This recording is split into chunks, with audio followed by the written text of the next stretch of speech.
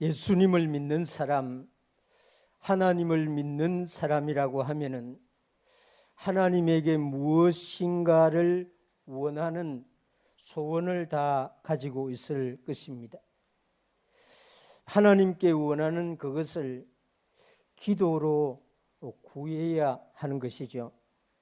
하나님도 역시 하나님을 믿는 사람에게 원하는 것이 있습니다. 우리가 하나님께 원하는 것이 있는 것처럼 하나님도 우리에게 원하는 것이 있는데, 하나님은 우리에게 원하는 그것을 말씀을 통해서 알려줍니다. 그래서 기도와 말씀은 두 개의 아주 쌍방의 기둥과 같은, 우리는 하나님께 우리가 원하는 것을 기도로 구하고, 하나님 아버지는 하나님이 우리에게 원하는 것을 말씀을 통하여 알려주는 그런 신비로운 것이 기도와 말씀이라고 할 수 있습니다. 하나님을 믿는 우리가 하나님께 무엇인가를 원하는 것이 있고, 하나님도 우리에게 원하는 것이 있는 그런 관계가 정상적인 관계입니다. 만약에 우리가 하나님께 원하는 것이 아무것도 없고 하나님도 우리에게 원하는 것이 없다고 하면은 이거는 비정상적인 관계인 것입니다. 가정에, 쉽게 우리 가정을 예를 들면 부모가 자녀에게 뭐 원하는 것이 있어야 되죠. 그 부모가 자녀를 향한 정상적인 관계의 마음을 갖고 있는 것입니다. 자녀도 역시 부모에게 뭔가 요구하는 것, 원하는 것이 있어야 됩니다. 그래야 부모와 자녀의 관계가 정상적입니다. 같은 집에 사는데 서로 원하는 것이 아무것도 없다고 하면은 그 가정은 약간 문제가 있는 가정이죠. 하나님 아버지와 우리의 관계나 우리 부모와 자녀의 관계에 다 서로 원하는 것을 가지고 구하고 주고 하면서 교제가 이루어집니다. 이 본문의 말씀, 오늘 우리가 읽은 본문의 말씀은 하나님이 우리에게 원하는 것이 무엇입니까? 이렇게 시작이 되고 있습니다. 이 신명기 10장 12절, 이스라엘아 내 하나님 여호와께서 내게 요구하시는 것이 무엇이냐? 하나님이 나에게 요구하시는 것이 무엇인지 여러분들 생각해 본 적 있나요? 하나님이 나에게 원하는 것이 무엇인지를 여러분 자주자주 묵상하시길 바랍니다. 하나님이 오늘 나에게 뭘 원할까? 하나님이 2025년도에 나에게, 우리 가정에 원하는 것이 무엇일까? 이런 것을 생각한다고 하면은 정말로 영적으로 깨어있는, 하나님을 제대로 이해하면서 살아가는 사람이라고 할 수가 있습니다. 하나님께서 이스라엘에게 요구하시는 것이 무엇인가? 이 12절, 이스라엘아 내 하나님 여호와께서 내게 요구하시는 것이 무엇이냐? 곧 내 하나님 여호와를 경외하여. 이렇게 하나님 여호와를 경외하는 것, 이것이 하나님이 자기 백성에게 요구하는 것입니다. 알려주고 있습니다. 모세 앞에서 있는 신명기는 요단강 앞에서 모세가 이스라엘 백성들에게 설교하는 아주 긴 설교죠. 며칠, 몇 날을 설교했을 것입니다. 이 모세 앞에 서 있던 이스라엘 백성들은 하나님을 두려워합니다. 출애굽기 20장 18절 20절에 보면 뭇백성이 우레와 번개와 나팔 소리와 산의 연기를 본지라 그들이 볼 때에 떨며 서서 모세에게 이르되 당신이 우리에게 말씀하소서 우리가 들으리이다. 하나님이 우리에게 말씀하지 말게 하소서 우리가 죽을까 하나이다.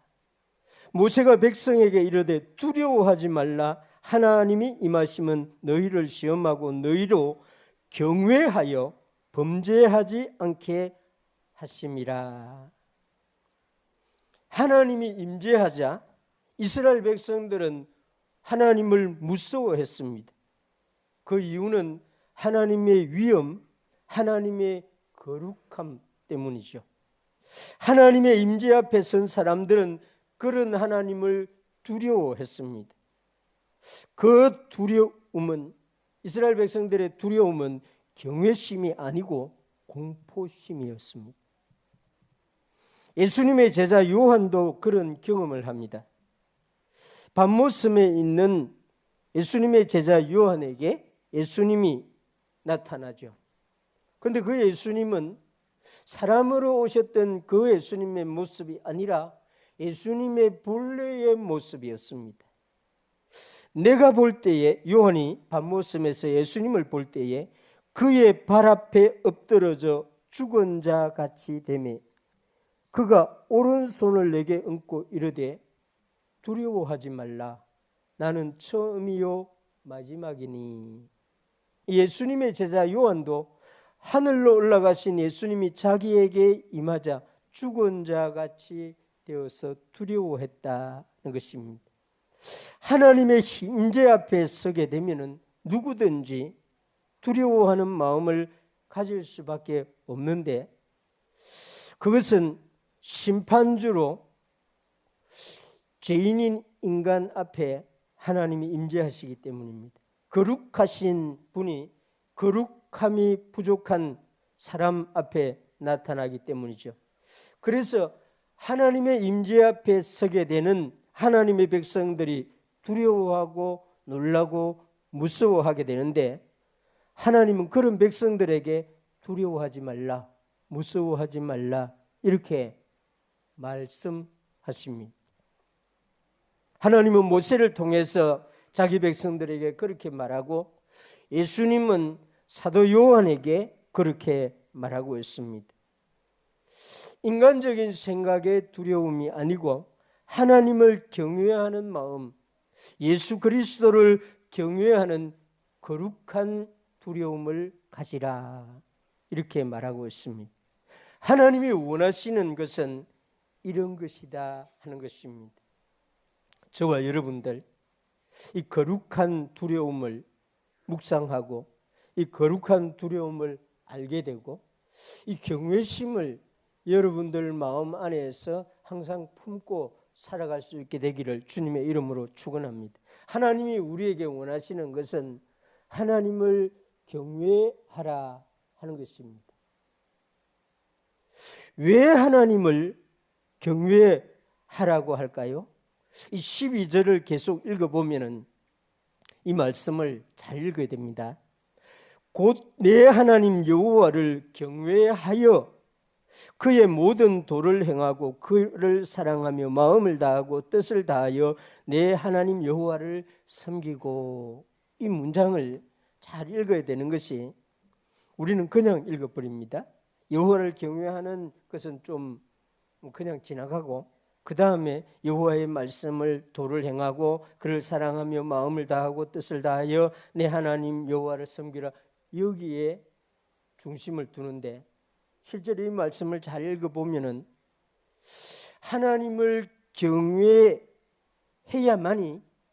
하나님의 도를 행할 수 있다는 것을 말하고 있습니다. 하나님의 모든 말씀을 행하려고 하면은 먼저 하나님을 경외하는 마음을 가져야 합니다. 하나님을 경외하는 마음이 없으면은 하나님의 말씀을 자신이 선택적으로 행하려고 하게 됩니다. 자기에게 유익이 되는 말씀은 지키고 자기에게 힘들다고 생각하는 말씀은 살짝 지나가고 모르는 척하고, 그 말씀이 자기와 별로 관계없다고 스스로 외면하게 되고 이렇게 되는 것입니다. 그러나 하나님 여호와를 경외하는 마음을 가진 사람은 하나님의 모든 도를 행하려고 하게 되는 것입니다.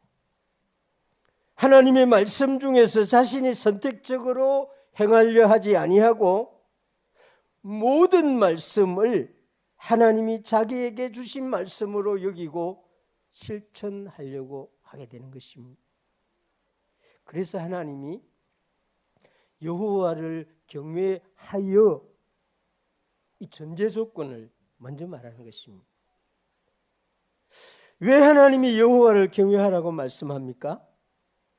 하나님을 사랑하며 마음을 다하고 뜻을 다하여 하나님을 섬기려고 하면은 먼저 하나님을 경외하는 마음이 있어야 되기 때문입니다. 하나님이 우리를 사랑하신 그 사랑은 우리가 다 이해하기 어렵습니다. 그 사랑을 알게 되면은 하나님을 경외할 수밖에 없습니다. 십자가의 사랑, 독생자를 주셔서 십자가로 사랑하신 하나님의 사랑. 이 사랑은 하나님을 경외하는 마음이 아니고는 접근조차 할 수 없는 사랑입니다. 남편이 아내를 사랑하고 자녀가 부모를 사랑하고 부모가 자녀를 사랑하는 것은 본능적으로 할 수 있습니다. 우리 DNA에 프로그램화되어 있습니다. 그러나 하나님을 사랑하는 것은 잃어버렸습니다. 에덴 동산에서. 그래서 하나님을 사랑한다는 것은 불가능한 일이고 그 하나님의 사랑을 이해한다는 것도 사실 불가능한 일입니다. 그래서 하나님이 자기 백성들에게 하나님을 사랑하려고 하는 마음을 가진 사람들에게 하나님을 경외하여 마음을 다하고 뜻을 다하여 하나님을 섬기라고 이렇게 말하고 있습니다. 하나님은 모세를 통해서 십계명을 주셨지요. 아마 우리는 십계명을 다 잘 알고 있을 것입니다. 이 십계명 중에서 너는 내 하나님의 이름을 망령되이 부르지 말라. 여호와는 그의 이름을 망령되게 부르는 자는 죄 없다 하지 아니하리라. 이런 십계명이 나옵니다. 그런데 대부분의 그리스도인들, 하나님을 믿는 사람들은 자신은 하나님의 이름을 망령되이 부르지 않는다, 부른 적이 없다, 이렇게 생각할 것입니다. 그러나 실제로 하나님의 이름을 망령되이 부르는 경우가 우리는 너무나 많이 있습니다. 하나님을 경외하는 마음이 없는 상태로 하나님의 이름을 부른다고 하면은 그것은 하나님의 이름을 망령되이 부를 가능성이 다분합니다. 예수님이 이 세상에 오셔서 제자들에게 이런 말을 했습니다. 그날에 많은 사람이 나더러 이르되 주여 주여 우리가 주의 이름으로 선지자 노릇하며 주의 이름으로 귀신을 쫓아내며 주의 이름으로 많은 권능을 행하지 아니하였나이까 하리니 그때 내가 그들에게 밝히 말하되 내가 너희는 도무지 알지 못하니 불법을 행하는 자들아 내게서 떠나가라 하리라. 이 사람들은 주의 이름으로 선지자 일을 하고 주의 이름으로 귀신을 쫓아내고 주의 이름으로 많은 권능을 행했다고 생각하는데 예수님은 이 사람들에게는 주의 이름을 망령되이 불렀다고 말합니다. 주의 이름을 망령되이 사용했다고 말합니다. 주의 이름을 모독했다고 말합니다. 불법을 행한 자들아 이렇게 말합니다. 하나님 아버지의 뜻대로 행하지 아니하면은 하나님의 이름을 부르는 사람은 하나님의 이름을 자기 유익을 위하여 사용하는 사람이 된다는 것이죠. 그들이 불법을 행하는 사람, 그들은 눈에 보이는 주님의 일을 아무리 많이 한다고 해도 주님께 인정을 받지 못한다고 말합니다. 왜냐하면 하나님의 이름을, 주의 이름을 망령되이 불렀고 사용했기 때문인 것입니다. 왜 이런 일이 발생하는가? 하나님을 경외하는 마음을 가지지 아니하고 있었기 때문에. 그래서 이 신명기 10장에서 우리는 마음을 다하고 뜻을 다하고 힘을 다하고 하나님을 섬기라 이렇게만 말하죠. 실제로 이 문장은 여호와를 경외하면서 여호와를 경외하여 반드시 여호와를 경외하는 마음으로 이렇게 하라고 말하는 것입니다. 이 부모가 이 하나님을 경외해야만이 자녀도 하나님을 경외하는 마음을 가지게 됩니다. 이 신명기 31장 13절에 보면 모세는 자녀들에게 하나님을 경외하는 것을 가르치라고 말합니다. 이 하나님을 경외하는 것을 어떻게 가르칠 것인가? 여러분들 어떻게 생각합니까? 부모된 여러분들, 여러분들의 자녀들이 하나님을 경외하는 마음, 그걸 어떤 방식으로 가르칠 수 있겠습니까? 저는 부모의 삶을 통해서 부모가 하나님을 두려워하는 그 마음을 삶으로 표현함으로 그 경외하는 것을 배울 수 있다고 믿는 목사입니다. 저희 어머니가 조그마한 그 교회에 그 토요일마다 거기는 몇 명 안 되니까 토요일마다 거의 토요일마다 이렇게 청소회로 마룻바닥이면 의자도 없고 마룻바닥을 닦으러 가는데 그 시간에 학교 운동장에서 놀고 있는 축구를 차고 있는 저를 불러가지고 항상 데리고 갔어요.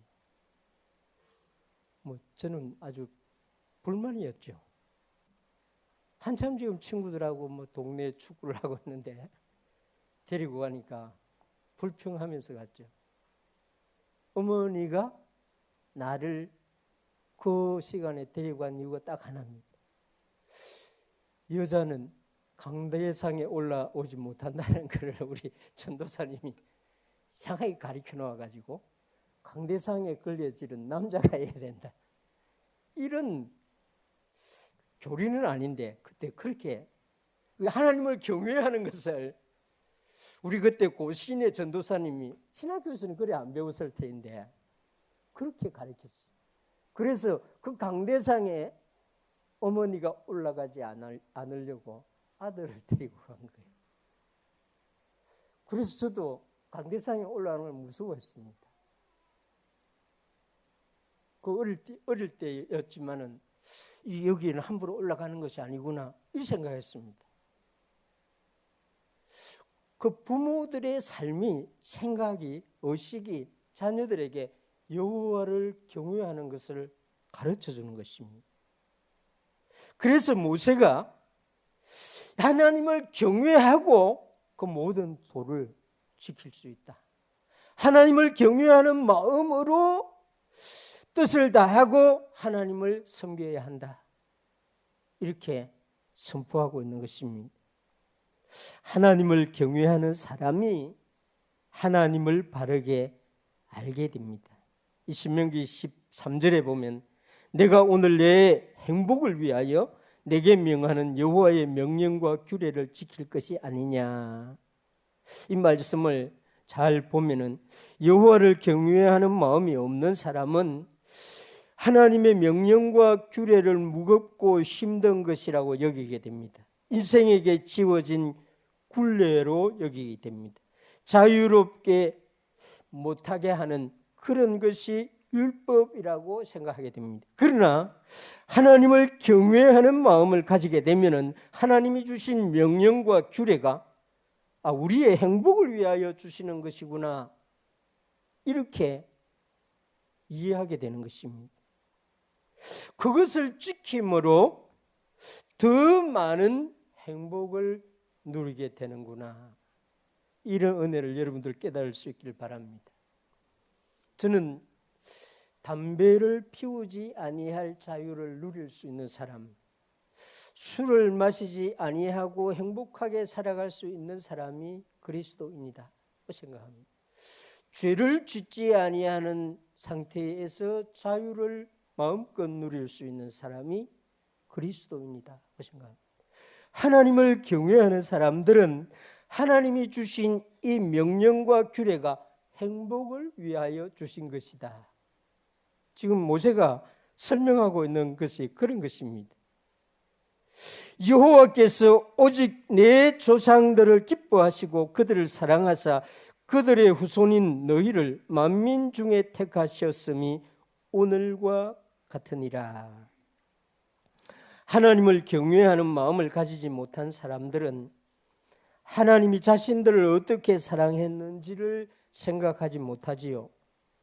하나님이 자신들을 어떻게 선택했는지도 생각하지 않습니다.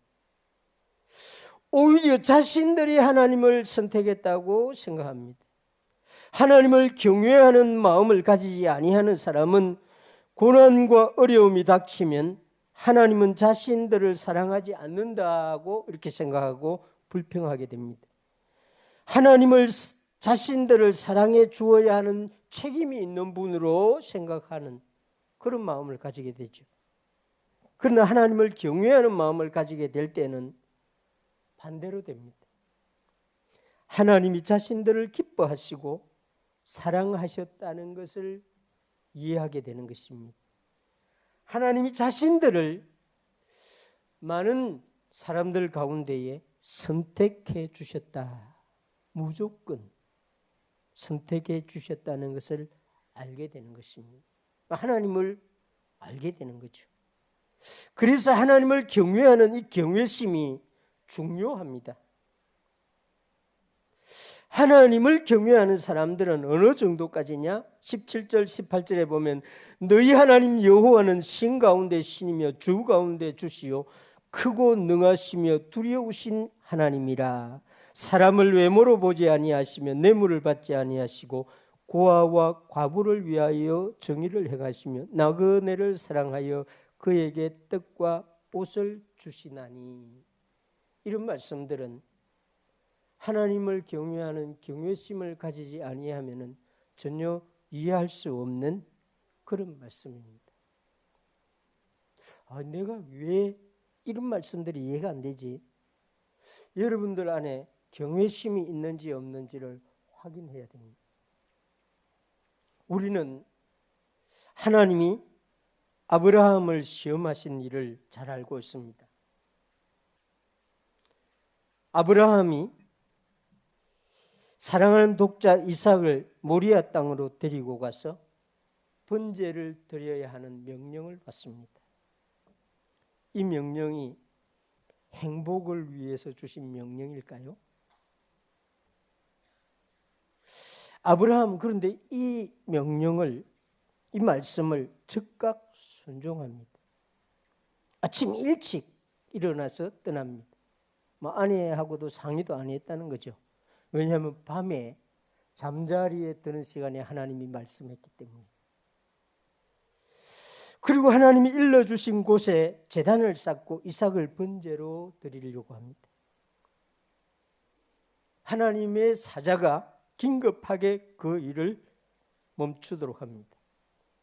그리고 하나님은 아브라함에게 내가 왜 너를 이 시험을 했는지를 정확하게 알려줍니다.